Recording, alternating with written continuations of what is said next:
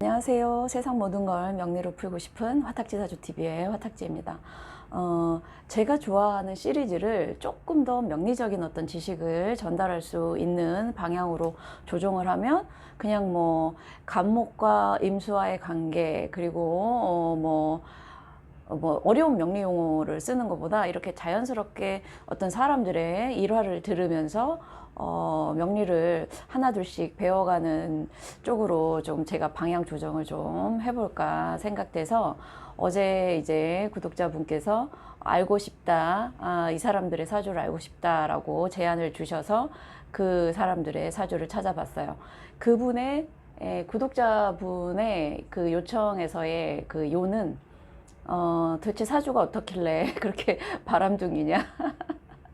애정관계가 그렇게 화려하냐? 네, 그거였거든요. 네, 프랑스, 사르코지 대통령과 그의 한때 부인이었던 브루니에 대해서 제가 이제 찾아봤는데,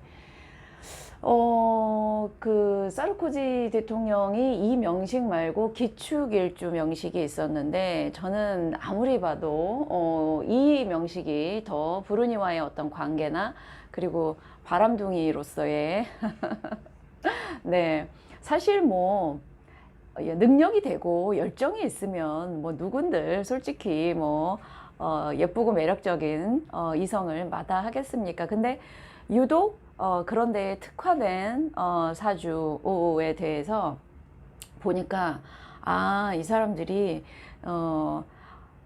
그럴만 하겠다라는 사주에서 나타나는 부분들이 있어서 그거를 설명을 일단은 드릴게요.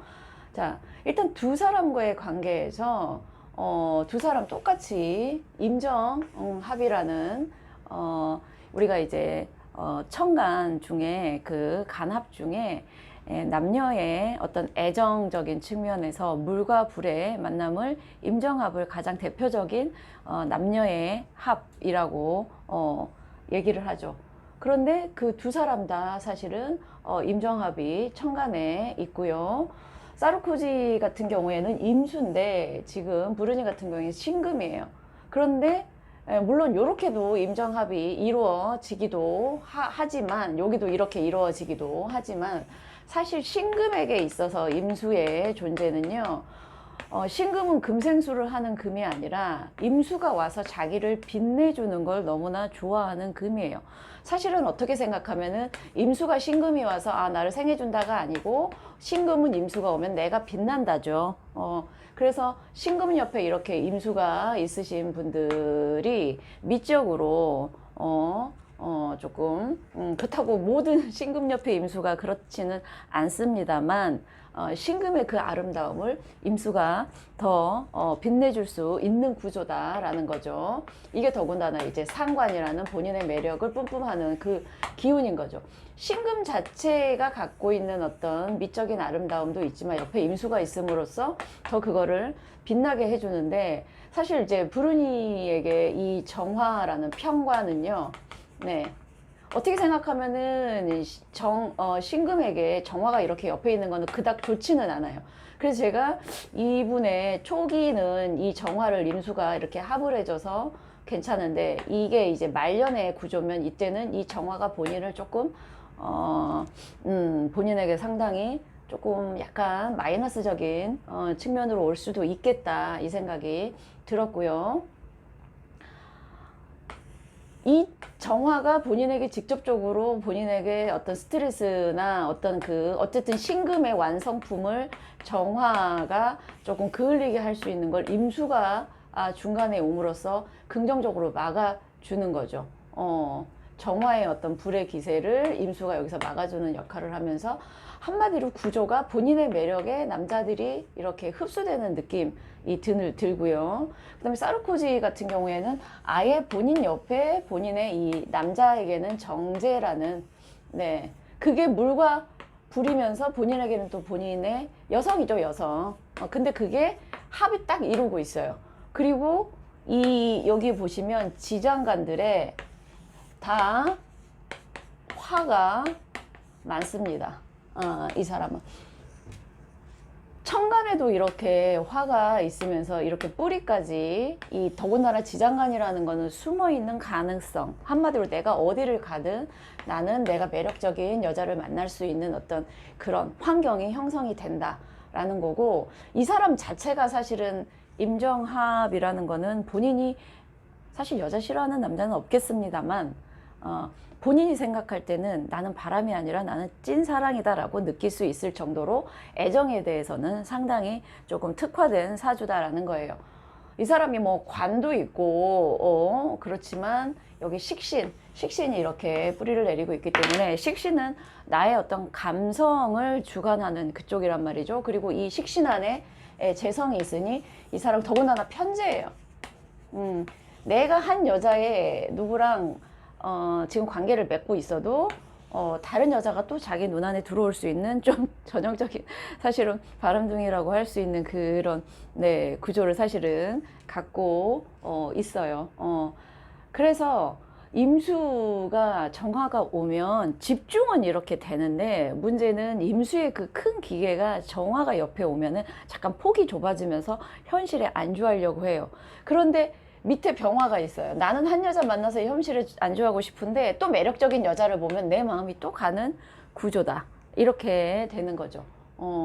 브루니 같은 경우에는 남자가 본인의 매력과 합의돼서, 사실은 브루니 같은 경우에는 사르코지보다는 사실은 바람둥이라기보다 본인은요, 본인이 사실은 관이랑 합의되는 구조가 아니고 본인의 매력, 본인의 감정이 합의되는 거죠.